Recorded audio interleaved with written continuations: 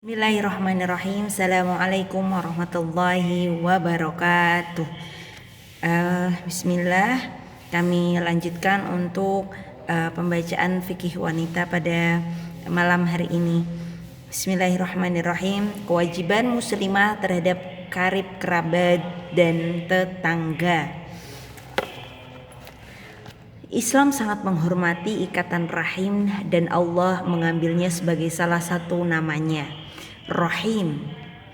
Allah pun berjanji akan menyambung ikatan dengan siapa yang menyambung ikatan rahim dan akan memutus ikatan dengan siapa yang memutuskannya. Allah berfirman, wattaqullaha alladzi tasaaluna bihi wal arham, dan bertakwalah kepada Allah yang telah mempergunakan namanya.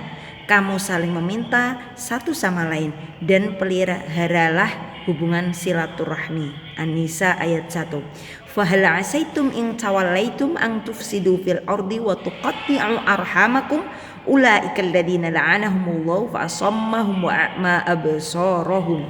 Artinya, maka apakah kiranya jika kamu berkuasa, kamu akan membuat kerusakan di muka bumi ini dan memutuskan hubungan kekeluargaan. Mereka itu orang-orang yang dilaknat oleh Allah dan dituliskannya telinga mereka dan dibutakannya penglihatan mereka. Na'udzubillah.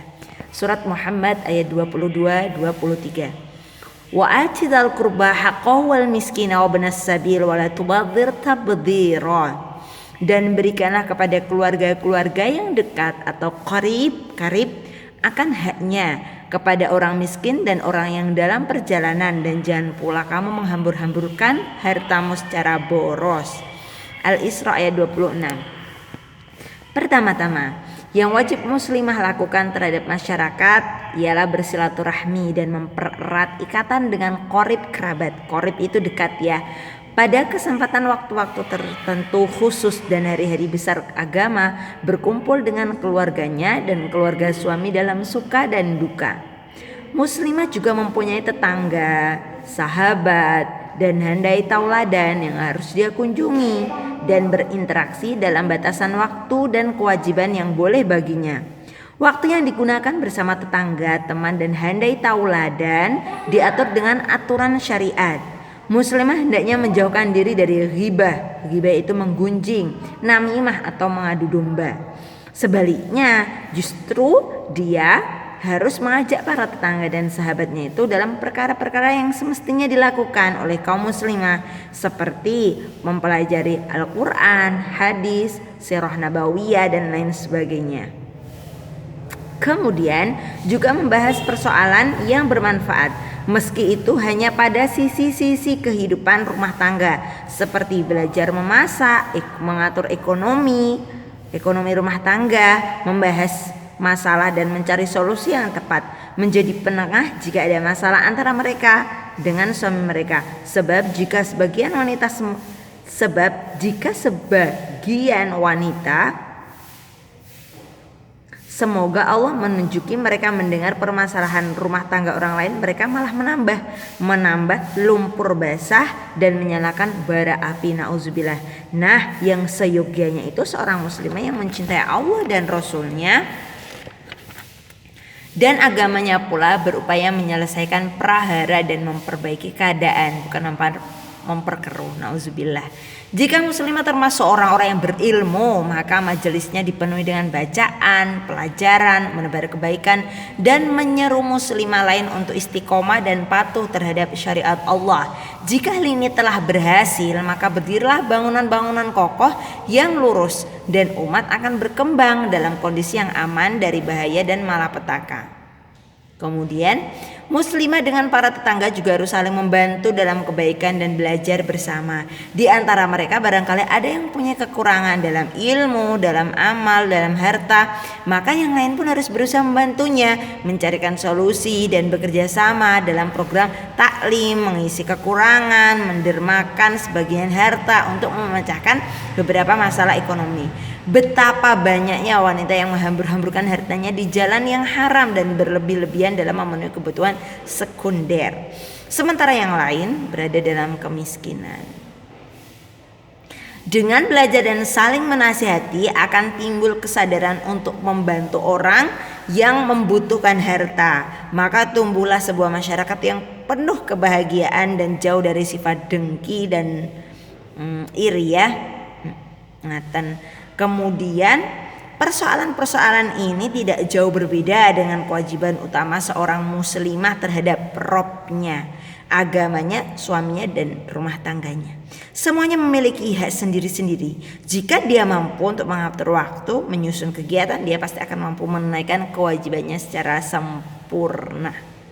Suami pun bisa berperan. Dia bisa mengulurkan tangan membantu istri, anak, saudara perempuan yang ingin melakukan aktivitas dakwah atau kemasyarakatan dengan memberikan motivasi dan bantuan jika dibutuhkan.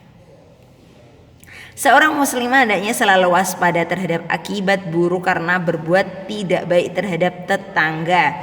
Rasulullah pernah ditanya tentang seseorang perempuan yang selalu sholat malam, berpuasa dan bersedekah, tetapi dia selalu menyakiti hati tetangganya. Nauzubillah, dengan kata-kata ya, terutama.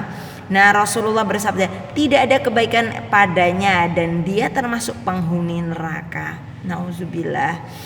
Intinya seorang muslimah adalah bagian dari kelompok masyarakat. Agar orang bisa bersikap baik padanya, dia harus berakhlak baik terlebih dahulu. Sebab akhlak yang baik dapat mengalahkan segalanya. Nabi bersabda, tidak ada suatu amalan yang lebih berat timbangannya melebihi akhlak yang mulia. Poin selanjutnya, seorang muslimah yang hidup di dalam masyarakat muslim harus memiliki sifat jujur.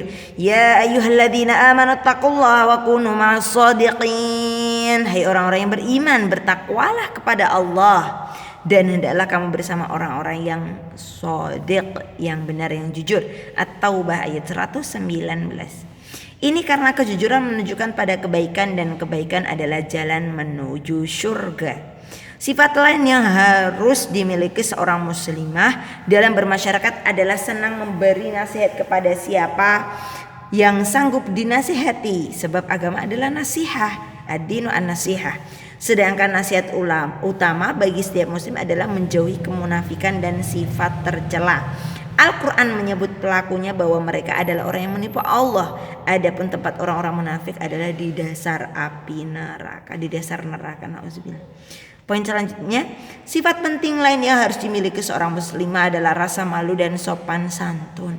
Rasa malu adalah salah satu cabang keimanan dan salah satu sifat Rasul. Di antaranya, sifat terpuji adalah tidak ikut campur dalam hal-hal yang tidak penting dan mampu menahan diri dari mencampuri urusan orang lain dan juga mencari aib-aib sesama. Nauzubillah. Jika seorang muslim menyibukkan diri dengan membaca Al-Quran dan memahami maknanya, mengajak orang lain untuk mempelajarinya, memperbanyak zikrullah, memikirkan nikmat-nikmatnya, serta hal-hal yang mendatangkan kemaslahatan bagi kaum muslimin, maka Allah akan memeliharanya dari kesalahan dan terjerumus ke dalam urusan kehormatan kaum muslimin. Inilah yang sering kali terjadi di tengah umat. Adapun sebab utamanya adalah kekosongan, tidak melakukan kegiatan positif, kurang takwa, dan banyak kelebihan harta.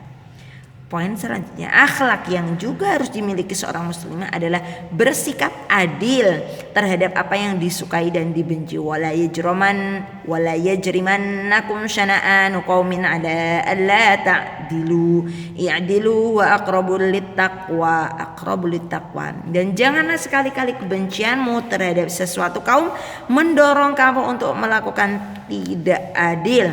Berlaku adillah, karena adil itu lebih dekat daripada takwa. Subhanallah, alhamdulillah, masya Allah. Perilaku baik tidak akan mempengaruhi pada sesuatu kecuali ia akan menghiasinya menjadi hiasan, dan tidak akan hilang darinya kecuali akan membuatnya menjadi buruk. Sesungguhnya Allah memberi kepada orang yang lemah lembut apa yang tidak diberikan oleh orang yang bengis. Poin selanjutnya, seorang muslimah harus menghindari sifat suka menghina dan mengurangi hak orang lain. Allah melarang hal ini dalam firman-Nya, ya ayyuhalladzina amanu la yaskhar qaumun min qaumin asa ay yakunu khairan minhum wala nisaa'un min nisa'in asa ay yakunna khairan minhun wala talmizu أنفسكم ولا تنابزوا بالألقاب بئس الاسم الفسوق بعد الإيمان ومن لم يتب فأولئك هم الظالمون. Hai orang-orang yang beriman, janganlah sekumpulan orang laki-laki merendahkan kumpulan yang lain. Boleh jadi yang ditertawakan itu lebih baik dari mereka, dan jangan pula sekumpulan merendahkan kumpulan yang lainnya, karena boleh jadi yang direndahkan itu lebih baik. Dan janganlah suka mencela dirimu sendiri, dan janganlah memanggil dengan gelaran yang mengandung ejekan. Seburuk-buruk panggilan adalah panggilan yang buruk sesudah iman, dan barang siapa yang tidak bertaubat, mereka itulah orang-orang yang zalim. Al-Hujurat ayat 11. Kemudian sifat utama dan terpuji yang tidak bisa ditinggalkan dari sosok muslimah dalam bermasyarakat adalah sifat dermawan dan murah hati terhadap apa yang dianugerahkan Allah untuknya. Dalam sebuah hadis disebutkan, ittaqun nar walau bisyaqqi tamratin faman lam yajid fa bi kalimatin thayyibatin. Ittaqun nar walau bisyaqqi tamratin faman lam yajid fa bi kalimatin thayyibatin. Takutlah kalian pada neraka walaupun dengan sebiji kurma, dan siapa yang tidak mendapatkannya maka berdermalah dengan kata-kata yang baik. Jadi dermawan itu bukan hanya dalam konteks materi, tapi kata-kata pun juga dermawan dalam bertutur kata. Mungkin ini yang bisa kami sampaikan. Cukup banyak, ngapunten, tapi di sini per poin yang harus dilakukan dalam bermuamalah terhadap karib, kerabat, dan tetangga, dari yang pertama sampai poin-poin selanjutnya.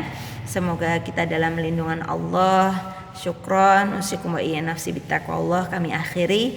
Assalamualaikum warahmatullahi wabarakatuh.